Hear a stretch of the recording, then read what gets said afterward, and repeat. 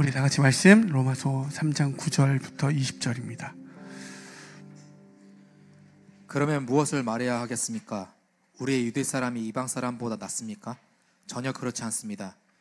유대 사람이나 그리스 사람이나 다 같이 죄 아래에 있음을 우리가 이미 지적하였습니다. 성경에 이렇게 기록되어 있습니다. 의인은 없다. 한 사람도 없다. 깨닫는 사람도 없고 하나님을 찾는 사람도 없다.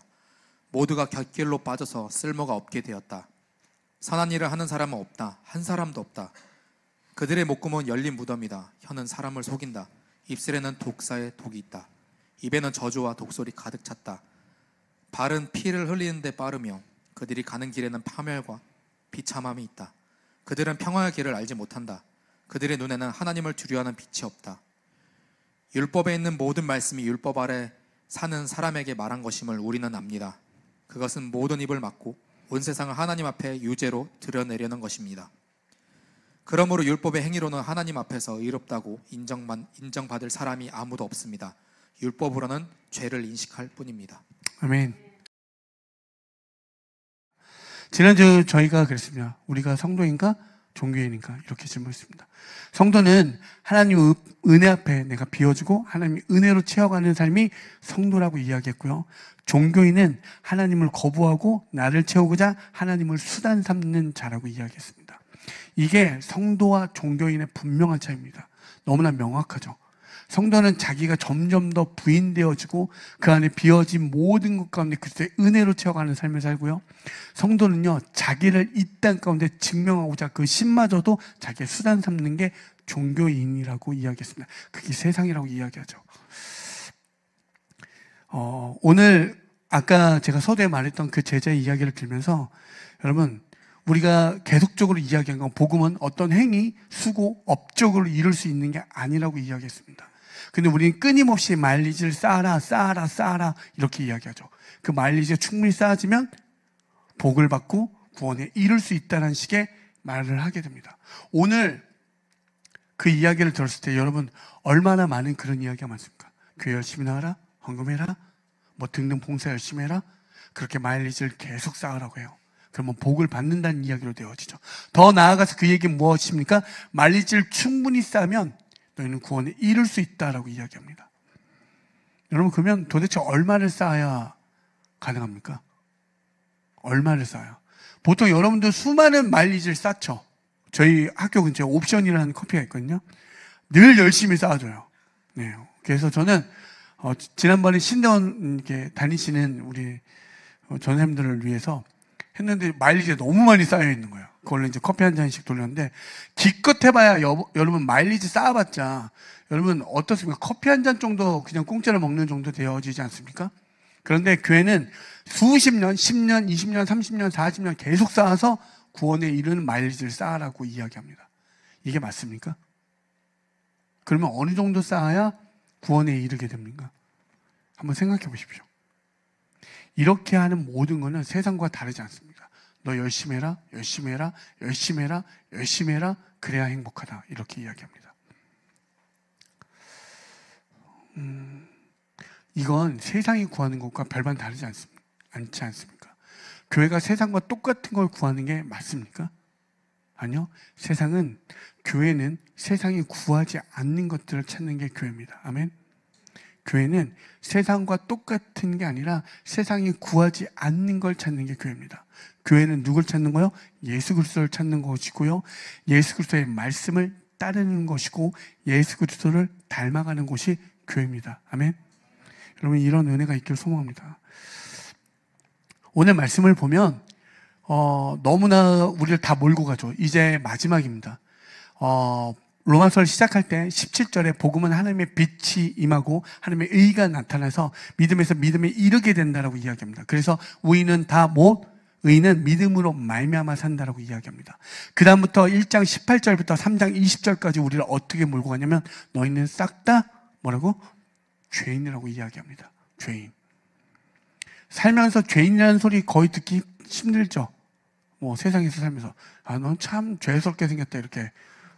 이렇게 한번 해보십시오. 한번 참 생긴 게 죄 많이 짓게 생긴 관상이다 이렇게. 근데 지금 바울은 우리를 그렇게 몰고 가고 있어요. 너희는 싹 다 싸그리 죄인이다.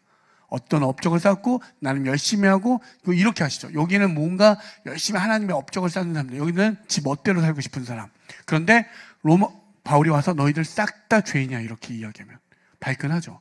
내가 어떻게 살아왔는데, 내가 어떻게 지난 이 광야를 어떻게 통과했는데 나를 저딴 인간들과 나를 감히 같은 죄인으로 묶어 이런 여러분, 그냥 오늘 말씀을 정리해서 말씀을 드리면, 인간은 어떤 율법, 그러니까 성경에서 말하는 율법, 어떤 행위로 구원에 이룰 수 있다는 그 모든 것이 다 잘못되었다라고 이야기합니다. 그래서 죄인은 이 율법을 통해서 내가 어떠한 존재인지 깨달아라 이렇게 이야기하는 거야. 아, 내가 이런 삶이구나. 여러분들 나름의 여러분들을 증명하죠. 그래서 막 성향도 이야기하고 막 이런 거 하죠. 나는 이런 성향 때문에 이래. 정말 그런 말 좀 그만했으면 좋겠습니다. F여서 뭐 어쩌고저쩌고, T라서 어쩌고저쩌고, 뭐 쌉티라고 뭐 어쩌고. 어제 저희 아내가 저한테 무슨 이렇게 동영상을 보냈는데 이 T 남편의 어떤 특징이 있대요. 여보 미안해 그러더니 패스하겠습니다. 네, 갑자기 내일이 오늘 밤이 두려워져서 죄송합니다. 저는 죄인입니다. 네, 네. 그러니까 성경에서 얘기하는 건 그 율법을 통해서 내가 누구인지를 알아라고 이야기하는 거예요. 너희들 잘났다고 여기는 거, 너희들 괜찮다고 여기는 거 아니, 너희들 그 율법에서 다 죄인이야. 이걸 자기의 어떤 자기 존재를 인식시켜 주시고 그것에서 벗어날 길은 오직 예수 그리스도밖에 없음을 인식시켜 주는 거예요. 그래서 나를 인식하고 하나님을 인식하여 그 둘의 인식 속에서 나오는 관계가 생겨나잖아요. 그 관계 가운데 나오는 모든 것이 하나님이 선하다, 의롭다라고 이야기해 주는 거예요. 아멘. 그래서 우리에게 반드시 성도에게 나타나는 건 무엇이냐면, 저는 하나님의 은혜 없이는 살아갈 수 없는 존재입니다. 이것으로 가는 걸 의롭다 하고요, 이걸 성숙된 자라고 이야기하는 겁니다. 이게 성화된 자라고 이야기합니다. 여러분, 성화란 말 많이 듣죠. 거룩할 성체, 그죠? 대답 화자 이렇게 써서 거룩하게 되어지는 거예요. 여러분, 어떻게 하면 거룩해집니까? 생각해 보십시오. 여러분들이 나름 거룩해지려고 노력하시잖아요. 그러면 정말 거룩해지십니까? 아니요. 가장 거룩해지고 싶은 주일날 아침에 제일 많이 싸웁니다. 여러분 그렇지 않습니까? 내가 교회 한번 가려고 딱 마음먹었는데 그날따라 일이 그렇게 많이 생겨요. 그리고 그날따라 부모님하고 치열하게 싸웁니다. 부모님이 사역자이긴데도 불구하고 오늘 막, 그죠? 여러분 그런 경우가 더 많습니다. 정말 여러분들이 성화되어진, 아니요. 내가 오늘도 주님의 은혜 없이는 살아갈 수 없습니다. 그걸 깨닫는 걸 성숙이라고 하고요. 그게 성화입니다.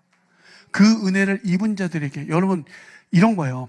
부모님이 날 낳았어요. 열받으면 어떻게 됩니까? 나 왜 낳았냐고 그래요. 도대체. 근데 진짜 부모님의 은혜를 깨닫게 되면 어떻게 되죠? 그리워합니다. 묘 앞에서 울면서 소주 한 잔 기울이면서, 그죠? 눈물 뚝뚝뚝 흘리면서 그때 잘할 걸. 하나님의 은혜를 경험한 사람과 은혜를 경험하지 않는 사람 반드시 갈려집니다. 그때 부모님에 대한 진짜 그 사랑을 경험한 사람들이 나 왜 낳았냐고 이렇게 따집니까? 아니요. 오늘 그렇게 이야기하는 거예요. 오늘 말씀을. 오늘 10절 11절 한번 볼까요? 시작. 성경에 이렇게 기록되어 있습니다. 의인은 없다, 한 사람도 없다, 깨닫는 사람도 없고 하나님을 찾는 사람도 없다. 그죠? 성경은 우리를 다 몰고 갔죠. 다 죄인이라고. 왜 그런지 한번 제가 마태복음 5장 27절과 28절 한번 보겠습니다. 간음하지 말아라 하고 말한 것은 너희는 들었다. 그러나 나는 너희에게 말한다. 여자를 보고 음욕을 품는 사람은 이미 마음으로 그 여자를 범하였다. 다 뭐라고 하죠? 마음속으로 음욕을 품는 사람들 싹 다 뭐라고 이야기합니까? 간음한 자라고 이야기합니다. 여기서 자유할 사람이 있습니까? 아니요. 모두가 자유할 수 없습니다. 예전에 어떤 되게 되게 유명한 저명한 교수님이 신학생들에게 이제 복음을 전하러, 말씀을 전하러 신호등에 대기하고 있었대요. 근데 어떤 젊은 처자가 이렇게 지나가니까 자기도 모르게 그 처자의 모습을 이렇게 쳐다보는 모습을 자기가 목도했다고 합니다. 그러면서 말씀을 전해온 그 노 교수님이 그렇게 얘기하더라고요. 그렇게 날마다 하나님을 묵상하고 하나님의 뜻대로 살겠다는 나조차도 그 순간에 이렇게 찰나에 마음을 뺏기는 걸 보았다. 나는 설교할 자격도 없는 삶이란 모습을 그 신학생들 앞에서 얘기한 적이 있습니다.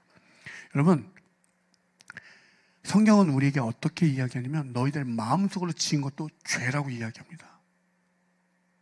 근데 바리새인은 그것들을 자기네 것으로 포장하기 위해서 마음으로 지은 죄는 죄가 아니야 하면서 행위와 이 모든 것들로 자꾸 구별시키죠. 근데 성경은 반드시 우리에게 이야기합니다. 그것조차도 죄라고.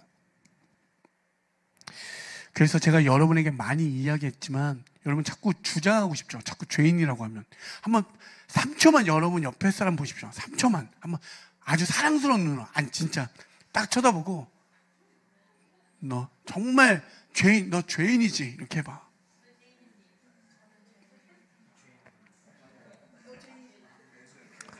기분 나빠요. 상당히 기분 나빠요. 오빠가 나한테 지금 그동안 나한테 어떻게 했는데, 여러분 막 주장하고 싶지 않습니까? 엄마가 지금 나한테 죄인이라고 했어? 나한테 어떻게 했는데. 여러분 이렇게 주장하고 싶지 않습니까?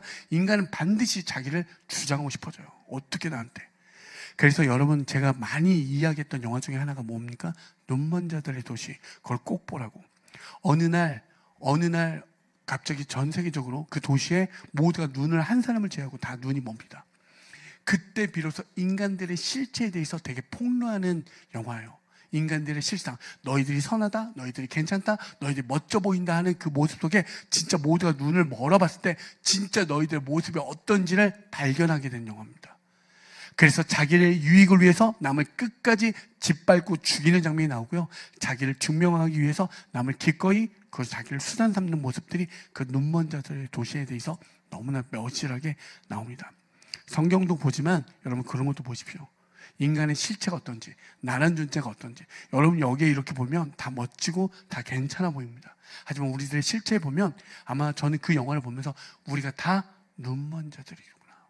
반드시 어느 순간 그 눈먼 자의 모습에 어떤 딱 모습에 드러날 때 우리는 나를 증명하고 나를 드러내고 싶어서 끝까지 남을 수단 삼고 남을 짓밟으려 하는 모습들이 우리 가운데 있는 걸 발견하시기 바랍니다. 왜냐하면 하나님의 은혜를 경험하는 것도 있지만 그 은혜 앞에서 우리가 누구인지를 경험하는 것도 되게 중요합니다. 최근에 드라마 중에 그 하이퍼 나이프라는 드라마 아십니까?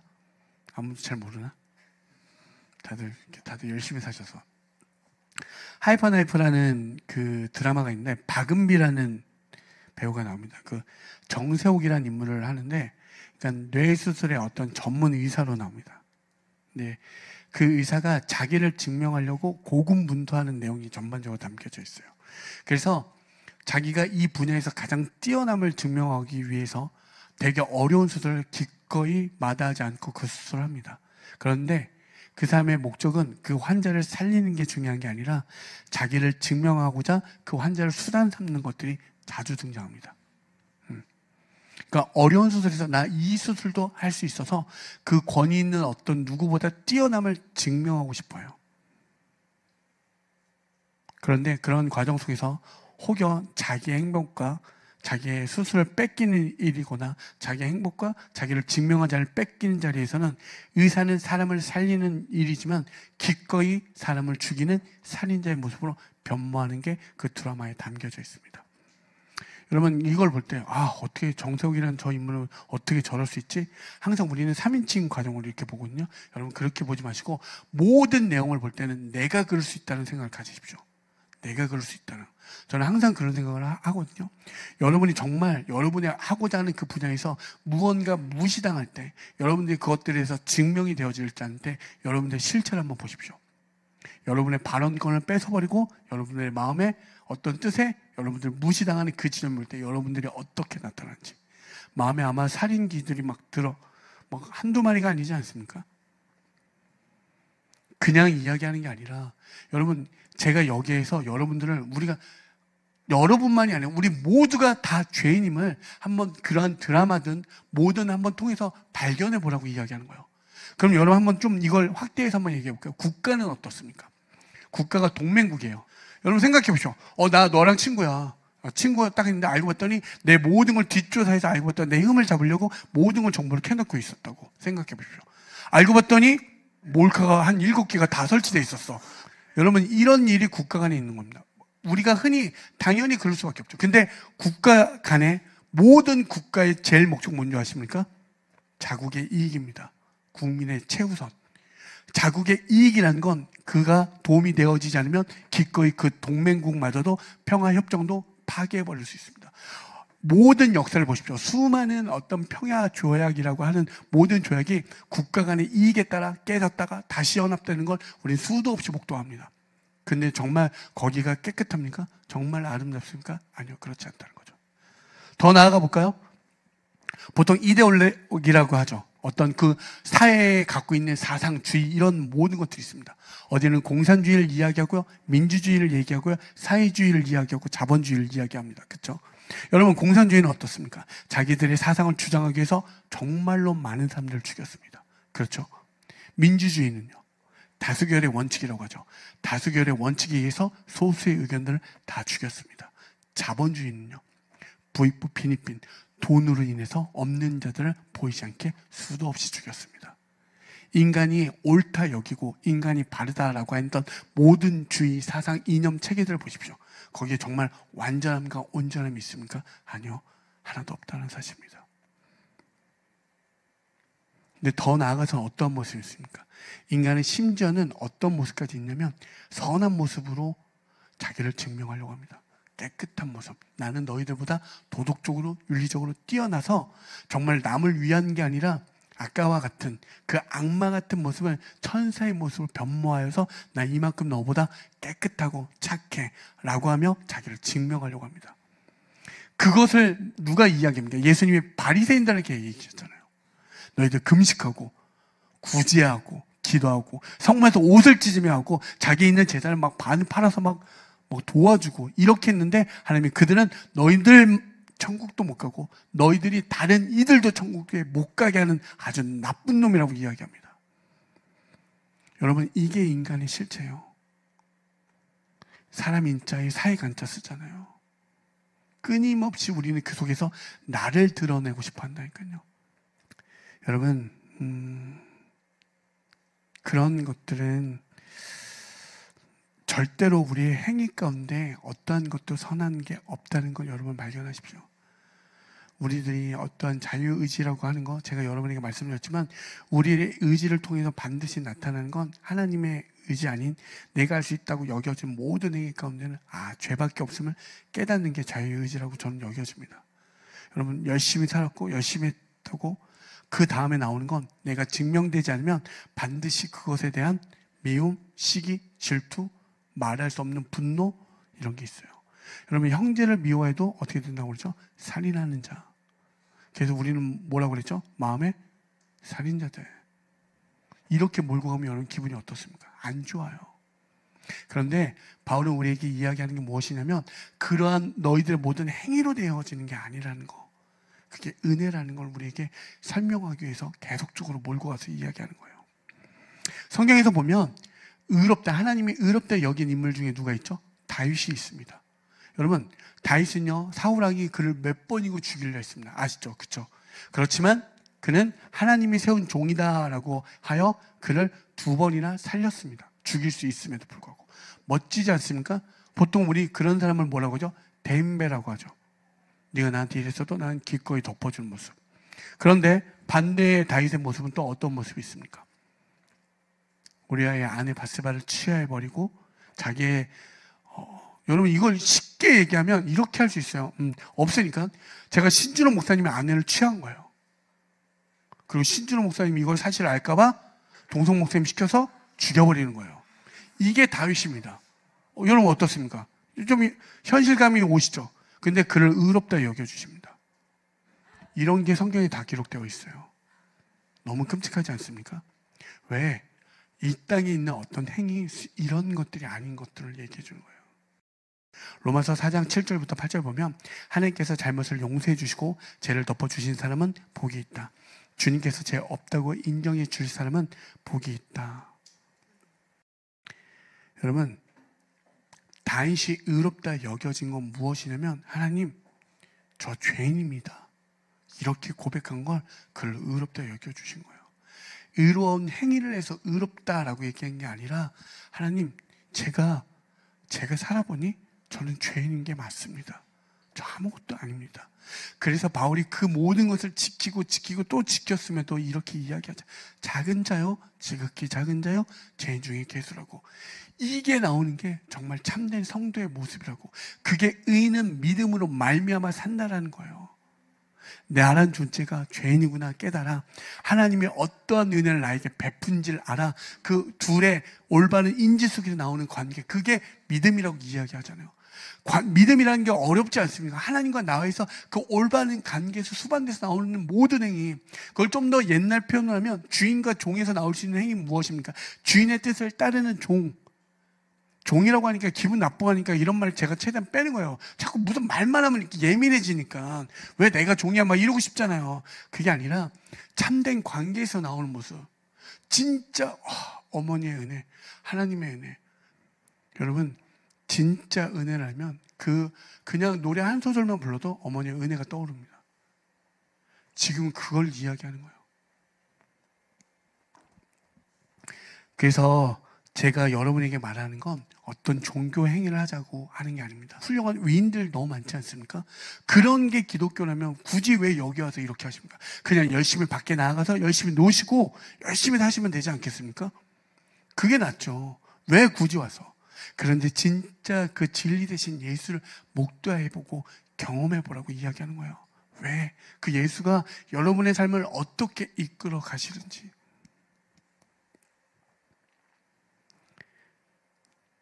그래서 오늘의 그 나를 제대로 인지하는 다윗의 모습 가운데 나에게 나타나는 내가 죄인입니다. 하나님의 은혜 없이는 살아갈 수 없습니다. 이렇게 고백하는 게 참된 성도의 모습이라고 이야기하는 거예요. 우리가 보통 흔히 예배자라고 이야기하죠. 한번 볼까요? 출애굽기 34장 6절에서 8절입니다. 주님께서 모세 앞으로 지나가시면서 선포하셨다. 주는 자비롭고 은혜로우며 노하기를 더디하고 한결같은 사랑과 진실이 풍성한 하나님이다. 수천대에 이르기까지 한결같은 사랑을 베풀며 악과 허물과 죄를 용서하는 하나님이다. 그러나 나는 죄를 벌하지 않은 채 그냥 넘기지는 아니한다. 아버지가 죄를 지으면 본인에게 뿐만 아니라 3, 4대 자손에게까지 벌을 내린다. 모세가 급히 땅에 엎드려서 경배하며. 모세가 예배하는 장면이 바로 여기에 나옵니다. 여러분, 예배자라고 할 때 그냥 우리가 뭐 좋은 음악 사운드 막 이런 것들을 착각하지 마시고 진짜 하나님의 하나님 되심을 깨닫는 자에게 격발되어 나타나는 건 그에게 뭐야? 급히 땅에 엎드렸다는 죽을 것 같은 그 경외심을 깨닫게 되었다는 거야. 하나님의 하나님 되신 아니 내가 할 수 있는 행위는 엎드려 죽음을 면하려고 하는 그 행위. 하나님 제발 저에게 떠나주십시오. 이런 거. 나의 죄가 드러나고 하나님의 그 엄청난 그 하나님의 영광의 무게가 목도되는 게 예배라고 이야기하는 거예요. 하나님의 그 은혜 받을 수 없는 자들에게 베풀어 주신 은혜, 사랑받을 수 없는 자들에게 베풀어 주신 그 사랑, 용서받을 수 없는 자들에게 베풀어 주신 그 용서, 그것이 경험되어지니 그 앞에 우리가 할 수 있는 건 예배밖에 없습니다. 주님만이 맞습니다. 주님, 저는 죄인입니다. 주님, 이렇게 고백하는 거예요. 이게 진짜 예배자들의 모습이에요. 이게 성도의 모습이고. 누가복음 5장 8절 보시면 시몬 베드로가 이것을 보고 예수의 무릎 앞에 엎드려서 말하였다. 주님, 나에게서 떠나 주십시오. 나는 죄인입니다. 여러분, 모든 하나님을 만난, 그리스도를 만난 사람들에게 나타나는 게 무엇인 줄 아십니까? 나의 부끄러움, 나의 수치, 나 죄밖에 없습니다. 이 죄가 여러분 이 땅에서 어떤 선한 행위의 결과를 이야기하는 게 아니라 하나님의 그 십자가 앞에서 발견되는 게 무엇이냐면 내가 벌거벗은 자구나, 이렇게 되는 거예요. 세상은 그 벌거벗은 임금님을 멋있다라고 이야기하잖아요. 그런데 우리는 그 십자가 앞에 내가 벌거벗어졌음을 깨닫게 되는 거예요. 하나님 너무나 부끄럽습니다. 하나님 부끄럽습니다. 그래서 창세기부터 시작된 모든 이야기가 어떻게 되어집니까? 창세기가 어떻게 시작하죠? 하나님과 연합됨이 분리되어지니까 그들이 제일 먼저 부끄러움을 느꼈습니다.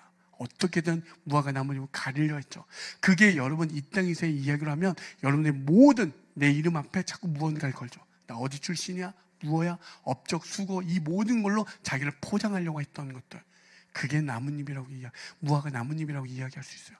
그때 주님이 오셔서 짐승, 그를 죽여서 짐승의 옷, 예수 그리스도의 그 십자가의 보혈의 피로 그 옷을 입혀 그리스도의 예복을 입혀주시고 나와 화해되어지고 화목되어진 자리로.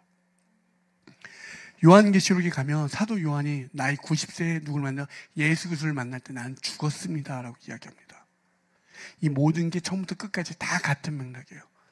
반드시 예수 그리스도를 만난 모든 이들에게 나오는 게 나의 발가 벗겨짐.